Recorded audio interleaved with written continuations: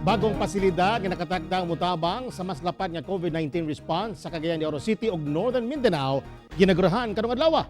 Dugang detalye sa report ni Cyril Chavez.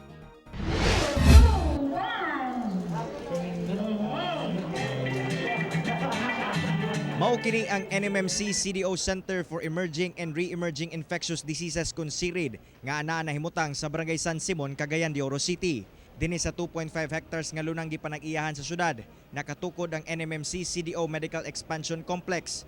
Kumpleto kini sa gamit alang sa mga medical personnels ug anaa sa dulan 100 ang bed capacity niini alang sa mga mild o symptomatic COVID-19 patients. Plano sab sa DOH Region 10 nga himuon kini nga unang infectious disease specialist hospital sa Mindanao susama sa RITM sa kauluhan. So maarang-arang na pohon, they will be transferred here for a start. Eventually, this will evolve into a research center, what the mayor said to be the RITM of Mindanao. Sa higayong marilis na ang certificate to operate sa pasilidad karong bulana, gilayon kining gamiton aron makuhaan ang mga pasyente sa main building sa NMMC. But those who are recovering but still positive, those who are in moderate symptoms, dinhi namo atimanon. After this will be until COVID pandemic would end, no? Hopefully by next year, and by next year we will start our medium-term plan.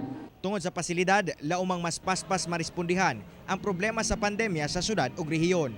It takes time.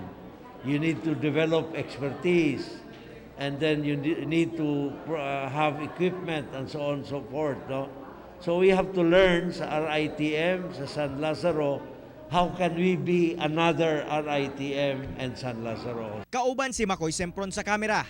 Ako, si Cyril Chavez para sa One Mindanao.